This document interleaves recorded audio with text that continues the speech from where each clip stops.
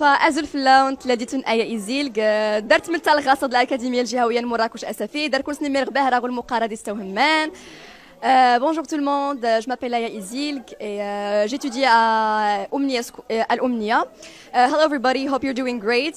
This is Aya with you and I study at Al Omnia School. I'm 14 years old and I'm really happy to be here with you all guys because it's such a good experience and an unforgettable memory. こんにちは皆さん、私はヤです。私は14です。そして、ありがとうございます。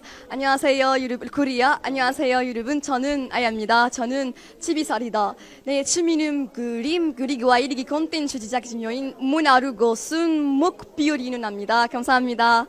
شاركت في مسابقة البودكاست التربوي لهذه السنة في النسخة ديالها الأولى والحمد لله تتوجت بالمرتبة الأولى في السلك الإعدادي الثانوي.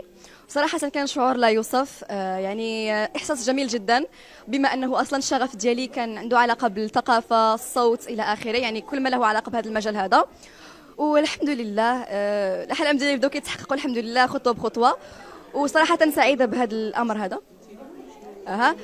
البودكاست كان عنده علاقه بالمواطنه الفاعله. صراحه كانوا بزاف ديال المواضيع منها التنمر، المواطنه الفاعله، وانا تناقشت مع الاساتذه ديالي والمؤطرين ديالي واختارينا بالضبط المواطنه الفاعله بما انه موضوع كيمس المجتمع وموضوع مهم جدا باش الشباب والاطفال الى اخره يعرفوا عليه اكثر ويعرفوا انهم خصهم يعني لهم واحد الدور كبير باش انهم يغيروا المجتمع ديالهم. يعني كيف يمكن للاطفال والشباب ان يكونوا قادرين على تغيير مجتمعهم للافضل وان يكونوا بناة الغد. فهذا كان الموضوع ديال البودكاست. صراحة بما أنه هما ديجا عاطينا مواضيع، فأنا متأكدة أن هذا البودكاست هذا كيبغي أو ليه واحد الهدف باش أنه يوصل مجموعة من الرسائل ومجموعة من القيم للأطفال والشباب ويرسخوا لهم هذه القيم هذو في القلوب ديالهم باش إن شاء الله يكونوا مواطنين صالحين. وهذا هو الهدف أصلا ديال الموضوع اللي هو المواطنة الفاعلة. فأعتقد أن البودكاست له واحد الدور كبير بزاف باش أنه يأثر في العقلية ديال سواء الأطفال والشباب، وهذا الرأي ديالي في هذا الموضوع هذا. هو أنا من البداية صانعة محتوى على مواقع التواصل الاجتماعي، يعني بديت من الصغر فتعودت على هذا الامر هذا انني نخرج نهضر قدام الكاميرا وهذا المجال ديال الصوت الى اخره. فكانت عندي واحد التجربه بحكم هذا الموضوع هذا، وانا شغوفه صراحه بهذا كي قلت لك بالامر ديال الصحافه والاعلام والمجال الصوتي.